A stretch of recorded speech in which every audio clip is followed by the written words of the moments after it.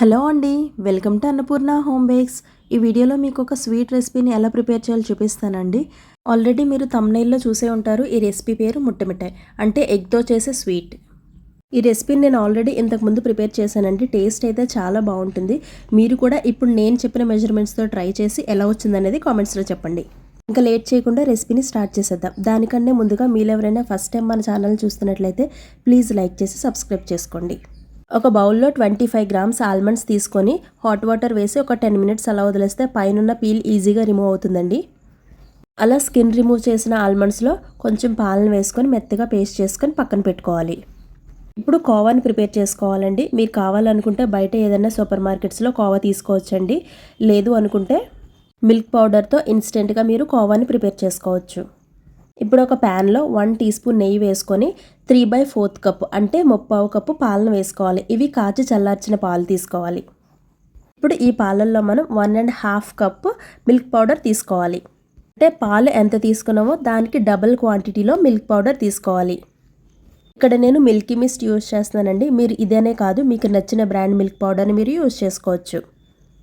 ఇప్పుడు ఈ పాలల్లో మిల్క్ పౌడర్ వేసుకొని లమ్స్ లేకుండా బాగా మిక్స్ చేసుకోవాలి. ఇది అన్స్వీటెండ్ కోవా, అంటే ఇందులో ఎలాంటి షుగర్ కూడా యాడ్ చేయకూడదు. ఇప్పుడు ఇలా మిల్క్ పౌడర్తో మనం ప్రిపేర్ చేస్తున్నాం కదండి. ఈ కోవా ఏంటంటే ఇన్స్టెంట్గా అప్పటికప్పుడు ఒక 2-3 మినిట్స్లో అయిపోతుంది. ఇలా మిల్క్ పౌడర్తో కాకుండా మీరు మిల్క్తో కూడా కోవాని ప్రిపేర్ చేసుకోవచ్చు. అంటే మనం కోవాని ఎలా ప్రిపేర్ చేస్తామో సేమ్ అలానే ప్రిపేర్ చేయాలండి. కాకపోతే అందులో షుగర్ ఏమీ యాడ్ చేయకూడదు. ఇప్పుడు మీరు 1 లీటర్ పాలతో కోవాని ప్రిపేర్ చేసుకోవాలి. మీరు బయట సూపర్ మార్కెట్స్లో అన్స్వీటెండ్ కోవాని తీసుకోవాలనుకుంటే ఈ రెసిపీ కోసం 250 గ్రామ్స్ కోవాని యూజ్ చేయాలి.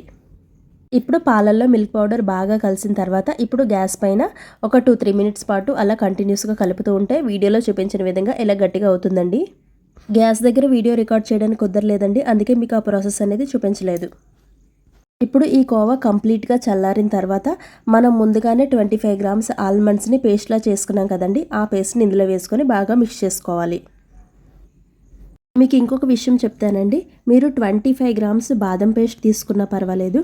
లేదు అనుకుంటే ఒక 10 గ్రామ్స్ బాదం అండ్ 15 గ్రామ్స్ క్యాష్యూ ఇలా తీసుకొని టోటల్గా 25 గ్రామ్స్ అవుతుంది కదండి. దాన్ని పేస్ట్ చేసుకొని వేసుకున్నా పర్వాలేదు. ఇది ఇంట్లో ప్రిపేర్ చేసిన నెయ్యి అండి. అంటే కొద్దిగా గ్యాస్ పైన ఎక్కువసేపు బాయిల్ అవ్వడం వల్ల కలర్ అనేది కొద్దిగా ఇలా చేంజ్ అయింది. ఈ రెసిపీలోకి 50 గ్రామ్స్ నెయ్యి పడుతుందండి. మీరు 40 గ్రామ్స్ నెయ్యి అనేది ఇందులో వేసుకోండి. ఉన్న 10 గ్రామ్స్ అనేది పక్కన పెట్టుకోండి. ఇప్పుడు ఆ నెయ్యి కూడా వేసిన తర్వాత బాగా మిక్స్ చేసుకోవాలి. ఇప్పుడు చూస్తే మీకు ఇది గట్టిగా అనిపిస్తుంది కదండి. తర్వాత మనం ఎగ్స్ వేస్తాం కదా, ఎగ్ వేసినప్పుడు ఈ బ్యాటర్ అనేది లూజ్ అవుతుంది. ఈ రెసిపీ కోసం మనం 6 ఎగ్స్ వేస్తామండి. ఈ 6 ఎగ్స్ని కూడా ఒకసారే వేయకుండా ఒక్కొక్క ఎగ్ని ఒక్కొక్కసారి వేసుకొని మిక్స్ చేసుకోవాలి. ఎగ్ వేసిన తర్వాత స్పాచులాతో బాగా కలిసే విధంగా మిక్స్ చేసుకోవాలి. ఫస్ట్ ఒక ఎగ్ వేసుకొని బాగా కలిసిన తర్వాత ఇంకొక ఎగ్ వేసుకోవాలండి. అలా టోటల్గా 6 ఎగ్స్ని కూడా 1 బై 1 వేసుకోవాలి. ఫస్ట్ టైం ఈ రెసిపీని ప్రిపేర్ చేసినప్పుడు టేస్ట్ ఎలా ఉంటుందా అని అనిపించిందండి. బట్ రెసిపీ ప్రిపేర్ చేసిన తర్వాత మనం వెంటనే కట్ చేసి తినే కంటే కూడా ఆ నెక్స్ట్ డేకి టేస్ట్ అయితే చాలా బాగుంటుంది. ఈ స్టేజ్లో మీరు కావాలనుకుంటే ఒక చిటికెడు కుంకుమ పువ్వును కూడా యాడ్ చేసుకోవచ్చు. ఎగ్స్ మొత్తం వేసి బీట్ చేసుకున్న తర్వాత షుగర్ యాడ్ చేసుకోవాలి. ఈ రెసిపీ కోసం నేను 200 గ్రామ్స్ షుగర్ వేసానండి.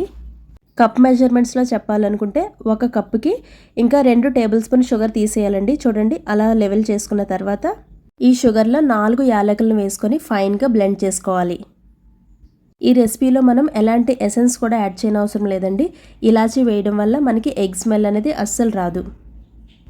మనం ముందుగా కలిపి పెట్టుకున్న ఈ బ్యాటర్లో షుగర్ పౌడర్ని వేసి బాగా మిక్స్ చేసుకోవాలి.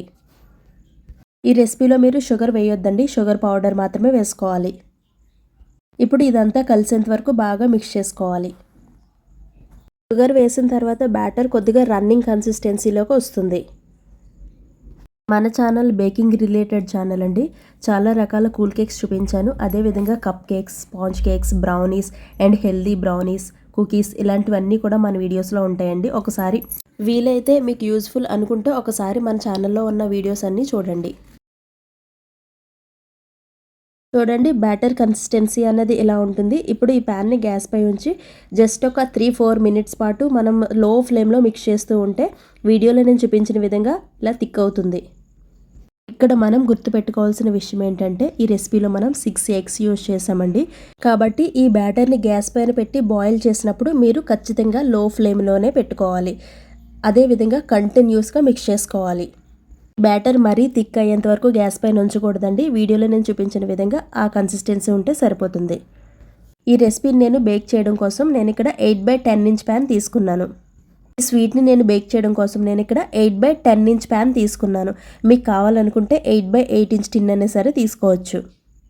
వీడియో స్టార్టింగ్లో బ్యాటర్లో కొద్దిగా నెయ్యి వేసాం కదండి, ఆ మిగిలిన నెయ్యిని ఇప్పుడు నేను ఇలా ప్యాన్లో వేసుకొని గ్రీస్ చేసుకుంటున్నాను. ఎక్కువ నెయ్యి వేసుకొని ప్యాన్ని గ్రీస్ చేసుకోవాలండి. ఆయిల్ అయితే అస్సలు వేయొద్దు, ఓన్లీ నెయ్యితోనే గ్రీస్ చేసుకోవాలి. బటర్ పేపర్ ఉన్నా వేయొద్దండి, బటర్ పేపర్ లేకుండా ఇలా ఆయిల్ వేసి గ్రీస్ చేసుకోండి. ఇప్పుడు ఈ బ్యాటర్ని టిన్లోకి ట్రాన్స్ఫర్ చేసుకోవాలి. మీరు దీన్ని గ్యాస్ పైన బేక్ చేద్దాం అనుకుంటే లో ఫ్లేమ్లో 35 to 40 మినిట్స్ బేక్ చేసుకోవాలి. అదే అవెన్లో బేక్ చేద్దాం అనుకుంటే ప్రీహీటెడ్ ఓవెన్లో 170 డిగ్రీస్ దగ్గర 30 to 35 మినిట్స్ బేక్ చేసుకోవాలి. మరి కొద్దిగా నెయ్యిని బ్యాటర్ పైన వేసుకొని ప్రీహీటెడ్ ఓవెన్లో 30 to 35 మినిట్స్ పాటు బేక్ చేసుకోవాలి. ఇది నాకు 35 మినిట్స్ దగ్గర బేక్ అయిందండి. 35 మినిట్స్ తర్వాత మనకి ముట్టమిఠాయి అనేది రెడీ అవుతుంది. పైన డార్క్ బ్రౌన్ వచ్చిందని ఇది మాడిపోయిందని అనుకోవద్దండి. ఇలా ఉంటేనే మనకి ముట్టమిఠాయి అనేది టేస్టీగా ఉంటుంది.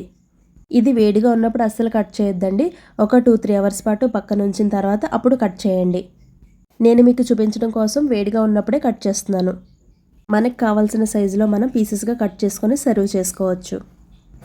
ఈ ముట్టమిఠాయి అనేది పైన ఇలా డార్క్ బ్రౌన్లో వచ్చిన లోపల మాత్రం వైట్ కలర్లోనే ఉంటుందండి. టేస్ట్ అయితే చాలా అంటే చాలా బాగుంటుంది. మీరు కూడా నేను చెప్పిన మెజర్మెంట్స్తో ఈ రెసిపీని ట్రై చేసి ఎలా వచ్చిందనేది కమెంట్స్లో చెప్పండి.